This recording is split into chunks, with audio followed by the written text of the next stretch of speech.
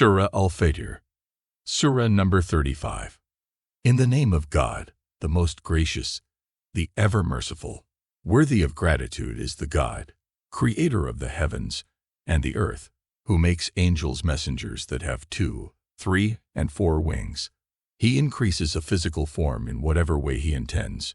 Surely, God has power over everything. Whatever blessing God unravels for people, none can stop it, and whatever he withholds, none can unravel it after his stopping. He alone is powerful and wise. For this reason, people, pay heed to the favors God has done to you.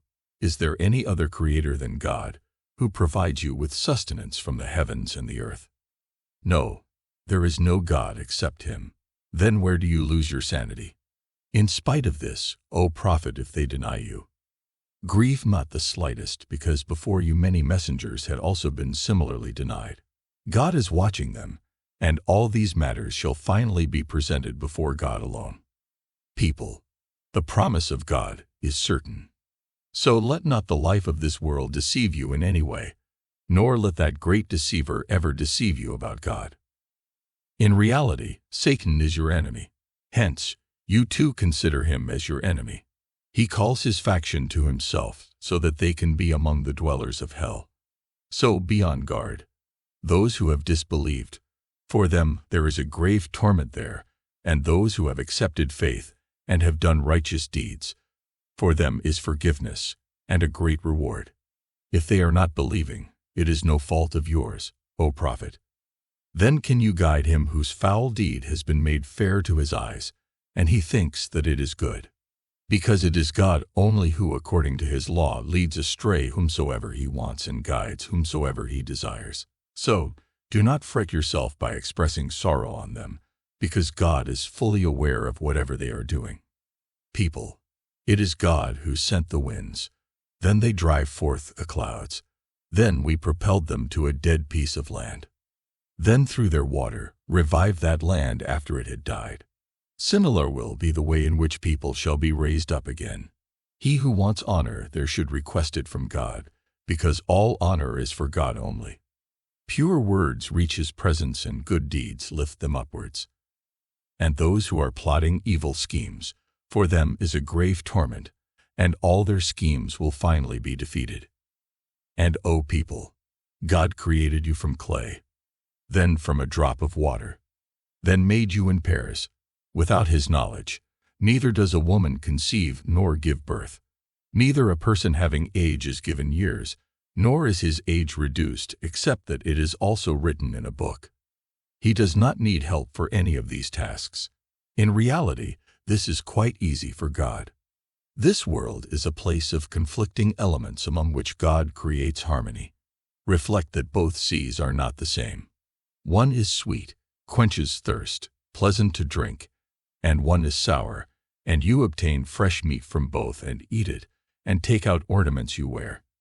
And you see the ships cutting across that water so that you can obtain the bounty of God from far-off lands, and so that you may thank him. He makes the night enter the day, and the day enter the night, and he has subdued the sun and the moon. Both are moving until an appointed time. It is this God who is your Lord. Sovereignty is his, and those who you call upon besides him do not even own the crust of a date seed. If you call them, they will not hear your call, and even if they hear it, they will not be able to respond to it, and on the day of judgment will deny your polytheism. And none can inform you of these facts the way one who is informed will. O people, value this knowledge and reminding from him. It is you who are in need of God. He has no need of your faith. God is self-sufficient and has praiseworthy attributes. If he wants, he can take you away and bring forth a new creation here in your place. This is not the slightest difficult for God. So, be on guard. On the day of judgment no bearer of burden will bear someone else's burden, and if a person laden by his burden will call out to share it, nothing shall be shared from it, even if the one who is called is near of kin. If they do not listen, leave them to themselves, O prophet.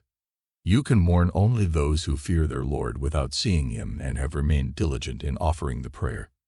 This is a call for purification, and he who receives purification does so for himself, and one day everyone shall have to return to God.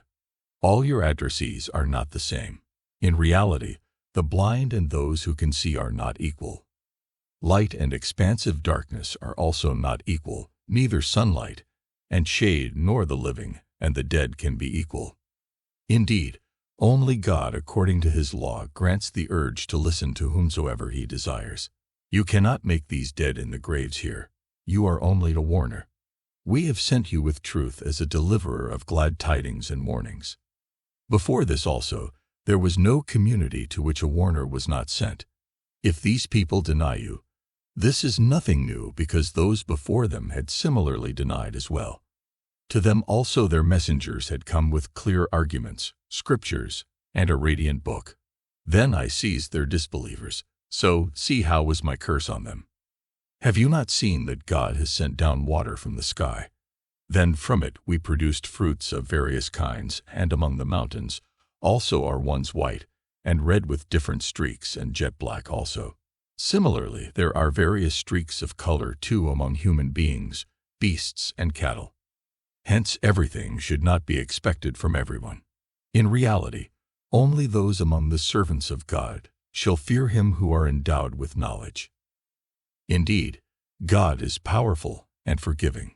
O prophet, among your addressees, those who recite the book of God are diligent in offering the prayer and have been spending openly and secretly in the way of God from the sustenance we have given them, undoubtedly should expect a trade which shall never incur loss. They expect this so that God give them full reward of their deeds and also increase it for them from his grace. Indeed, God is forgiving and one who accepts. Such are the people who will accept this call. Tell them, the book that we have revealed to you, it only is the truth and confirmation of the prophecies that already exist. Indeed, God is aware of his servants, all-seeing. Precisely this truth was with the people of the book as well, but they did not give it due importance. Then we made those people the heirs of our book who we have selected from our servants for this honor. So some of them are unjust to their souls, some who are on the middle path, and some who by God's grace take lead in virtues. This, in fact, is a great blessing. For them are eternal orchards which they shall enter. There they shall be decked with bracelets of gold and pearls, and their robes there shall be of silk. And after receiving these blessings, they will say, Gratitude is to the God who has delivered us from every sorrow. In reality, our Lord is forgiving, accepting, who with his grace has landed us in this house of eternal stay. Here we shall neither suffer any hardship, nor shall we get tired.